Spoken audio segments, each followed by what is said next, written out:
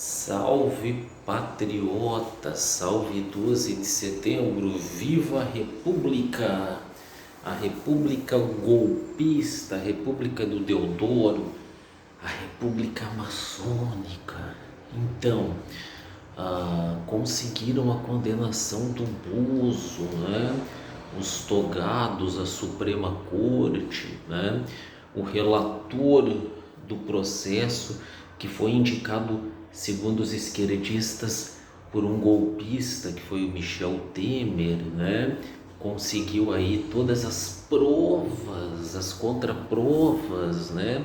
Ele que é juiz, vítima, investigador, no mesmo processo. Você já viu a devida separação dos poderes, das funções, se concentraram, se personificaram num faraó. Ele é o inquiridor, o investigador, o acusador, o réu e o juiz. Talvez nem Stalin, Hitler ou Mao Tse Tung, né? Os ditadores aí de esquerda e de direita sonhavam em concentrar tanto poder na sua mão, né? Nem os faraós egípcios, né? Os sumos sacerdotes, né, da antiguidade, nem a Inquisição medieval. Tinha alguém que investigava, alguém que acusava, alguém que defendia e alguém que julgava e dava sentença. A tamanha concentração de poder. Bom, mas isso foi um adendo, né? Foi um prefácio, melhor dizendo, né? Um prefácio. O adendo é no final, o prefácio é no começo dos textos. Eu queria tratar dois assuntos pertinentes, caros amigos, caros prestigiadores, haters, né? Deste canal, né? Que não tem muitas visualizações, ainda bem, né? Ainda bem, menos mal. Dois conceitos, duas questões aí, né? Que fazem mister diante desse cenário, né? Que nós vivemos. Um é o conceito de anistia. Você sabe o que é anistia? Anistia, caro aluno, você sabe quando, como e por que ela foi aplicada? Existem históricos de anistias no nosso país, né? E os golpes de Estado, você sabe quais e quantos foram, caro aluno? Saberia denominá-los, nominá-los, conceitualizá-los, contextualizá-los, caro aluno, né? Seguindo a métrica. Identificar os conceitos, relacionar e analisar, né? Então, feita aí as devidas considerações iniciais, né? Vamos tentar definir primeiro a anistia, né? Identificar, relacionar e analisar. Anistia, traduzindo aí etimologicamente o termo, ela significa perdão, anistiar, perdão. Ela é usada mais num conceito político, né? Quando os devidos poderes estabelecidos constitucionais resolvem dar um perdão judicial mediante crimes políticos que ocorreram, né? Então vamos fazer aí uma retrospectiva, aí vamos pegar um caso aí muito famoso, né? Aí que está em voga, volta e meia está em voga, a memória histórica dos historiográficos brasileiros sempre se remontam a alguns golpes de estados famosos. O golpe do Vargas, o próprio golpe de instauração da República e o famigerado 1964, né? Que ainda está retumbante, né? Então vamos lá, a anistia, a última anistia conhecida é de 1979, quando os presos, os exilados políticos condenados ou perseguidos por crimes durante a ditadura, dentre eles Fernando Gabeira, José Dirceu, José Rainha, Lula, Lambão, descondenado de 9 dedos, né? Comedor de cabritas lá no Nordeste, comedor no sentido figurado, não no sentido literal. Aquele que falou que Pelotas é o maior exportador de veado, né, do Brasil, aquele que falou que as feministas têm grelo duro, né? E ontem uma feminista condenou o seu principal opositor, né? Dilma, Fernando Henrique Cardoso, José Dirceu, dentre outros, aí foram anistiados em 1979 pela lei da anistia decretada pelo João Batista Figueiredo, aí praticamente aí o último presidente da ditadura, né? Então a anistia é um processo, é um perdão judicial mediante os crimes políticos cometidos. Nós sabemos que crimes ocorreram tanto da esquerda quanto da direita, né? A democracia golpeada à esquerda e à direita, ninguém queria democracia, nem a esquerda nem a direita.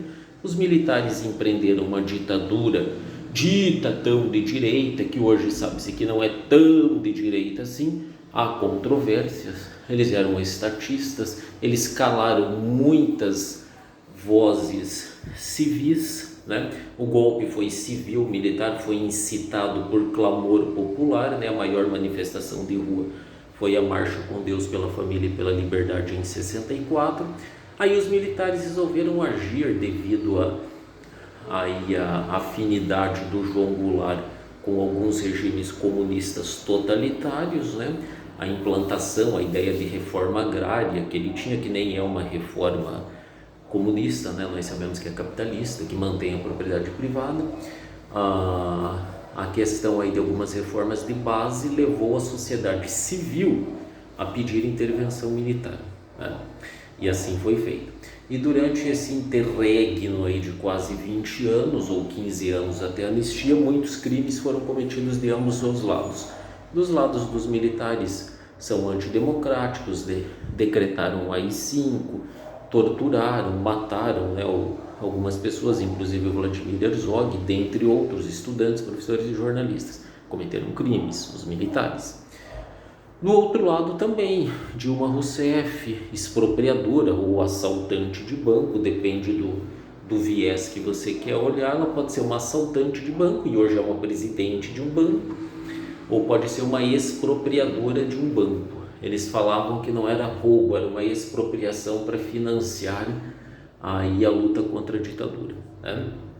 Alguns crimes cometidos, o Mário Kozel, né, que foi um soldado morto pela Dilma, né, sequestro de aviões, sequestros de embaixadores, né, o Marighella, né, o Marighella aí que se auto-intitulava um justiceiro, né, um dos principais agentes aí da luta contra a ditadura, que foi morto aqui na Casa Branca, aqui na Avenida Paulista, próxima à Avenida Paulista, né?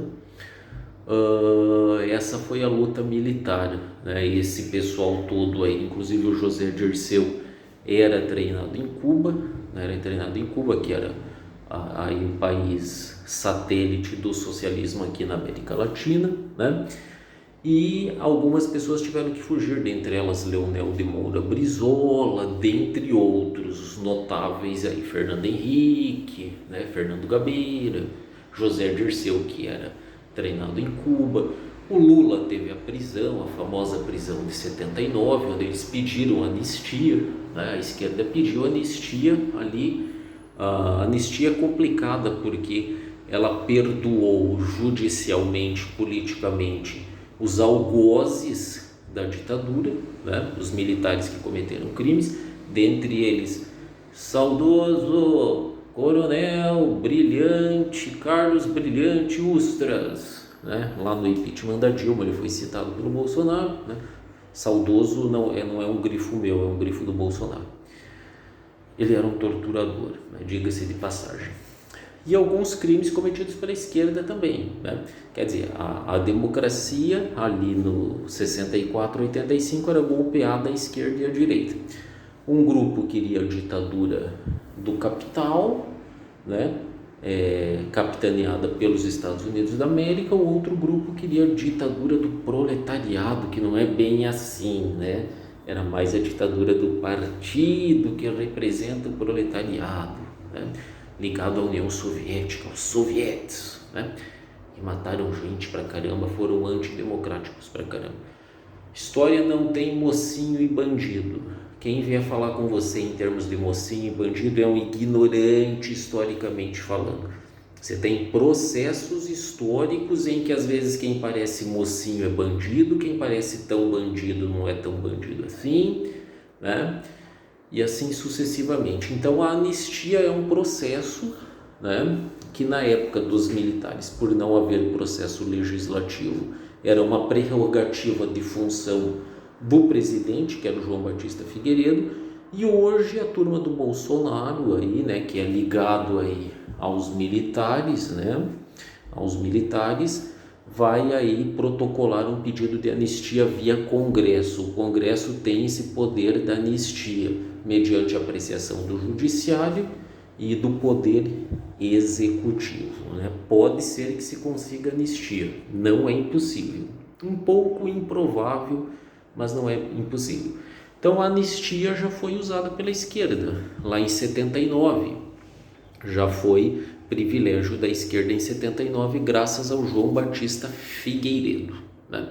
Que anistiou os crimes dos militares e os crimes da esquerda. Ambos cometeram crimes, torturas, assassinatos e sequestros em nome de um mundo melhor, e olha o mundo melhor que nós temos hoje, né? E esse é o processo revolucionário. Num outro vídeo posteriormente, pessoal, né? Aqui é só uma pincelada sobre o que é anistia. Anistia é um perdão judicial envolvendo normalmente, quase sempre, crimes políticos, crimes oriundos da luta política, como foi ali no caso de 79, onde o Figueiredo deu anistia a presos e exilados políticos, né? Então você tem alguns nomes famosos: Fernando Gabeira, Dilma, Leonel Brizola, Fernando Henrique, Lula, José Dirceu, José Rainha, né? Dentre outros aí notáveis, né? Hoje a legislação diz que é incumbência, função do Congresso Nacional, do nosso processo legislativo, ele conceder ou não a anistia mediante aí a maioria dos votos na Câmara e no Senado. E depois essa anistia, né, esse processo de anistia é apreciado pelo Judiciário e pelo Executivo. Detalhe: o Executivo tem o mandatário de esquerda, né, o Lula, o Lambão, né, descondenado, que é opositor desses aí que supostamente tentaram um golpe, né, um golpe de Estado com ações violentas contra o Estado Democrático de Direito. E lá no STF, dos 11 togados, você tem 7 indicados pelo PT, que é quem está no governo, que é opositor desses que pedem anistia. Então tenta entender essa panaceia, né? Detalhe, a abolição violenta do Estado de Direito, os golpes de Estado, normalmente são bandeiras defendidas pelos revolucionários, pela esquerda, desde a época da Revolução Francesa, porque a esquerda denuncia que o Estado Democrático de Direito nada mais é do que um verniz, o vestido da noiva, o penteado da noiva, o perfume da noiva da classe burguesa.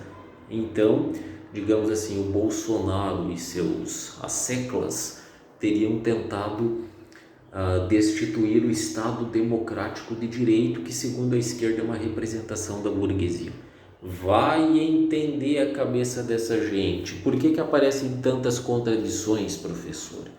Por que aparecem tantas contradições? Porque eles lutam por poder.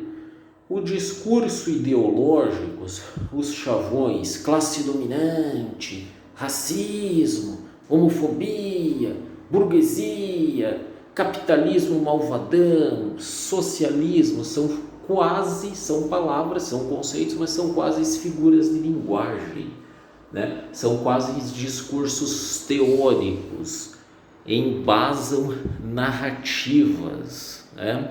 Eles evocam narrativas, conceitos, figuras de linguagem metonímicas, né? Eles não têm substâncias referenciais no mundo real. Como definir o socialismo? Como definir o capitalismo? Se eles se multiplicam em diversas ações, como definir as ideologias desses grupos? É demasiado complexo, não dá para fazer vídeos, até você pode fazer centenas de vídeos sobre isso e não esgotar o assunto, né? Então, por que a esquerda que lutava contra o Estado, né, burguês, que na época era representado pelos militares e hoje por uma democracia burguesa, por que a esquerda lutava contra aquele Estado e hoje ela defende esse Estado? Porque ela tornou-se Estado, cumpriu-se exatamente, segundo os planos de Antônio Gramsci, um guru do PT, a ocupação dos espaços. O PT conseguiu ocupar todos os espaços, inclusive o glorioso de STF, formado por reputações ilibadas e notáveis saberes jurídicos, né? Então, nesse vídeo a gente tratou da anistia, que é o perdão judicial, né, que hoje é incumbência do Congresso Nacional sobre apreciação do Judiciário e do Executivo, né? E ele refere-se a perdão de crimes políticos. A última vez que a anistia foi aí arrolada foi lá em 79, né, na época aí da famosa ditadura ou dita branda civil-militar. No próximo vídeo que eu estou preparando de algumas aulas, nós vamos tratar dos golpes de Estado, né? O Brasil viveu inúmeros golpes de Estado, onde, diga-se de passagem, a verdade tem que ser dita quando ela dói também. Elas tiveram como mentores intelectuais, como agentes, os militares, né? Os militares foram agentes que empreenderam aí durante a República e até mesmo no Império alguns golpes ou tentativas de golpes de Estado, né? Então o Bozo pegou 27 anos pela tentativa de um crime. Imagina se ele conseguisse executá-lo, né? O que ocorre então? Nós vivemos nada mais nada menos que uma guerra de narrativas, né? Nós sabemos que a imprensa, o Estado é dominado pela esquerda, obviamente, né? O povo, ele é dividido, ele tem uma boa fatia da população que é pobre de direita, porque arca com os pesados impostos para manter esse dito estado do bem-estar social, que é propagado aí pela esquerda e pelo PT, né? E você tem aí um Brasil dividido, né? Um Brasil dividido, né, entre aqueles que querem a manutenção desse Estado gigantesco, com todos os seus tentáculos, o grande Leviatã, como diria Thomas Hobbes, né? E os que querem, obviamente, o trabalho, né? A liberdade econômica, a produção, né? A liberdade religiosa, a liberdade de expressão, a liberdade de defender-se, né, com armas, né? Parafraseando o velho ditado, né? Quanto maior o Estado, menor será o indivíduo. Então, as próximas aulas aí eu vou fazer uma explanação sobre os golpes de Estado que já assolaram o nosso querido Brasil, a República Federativa Maçônica do Brasil.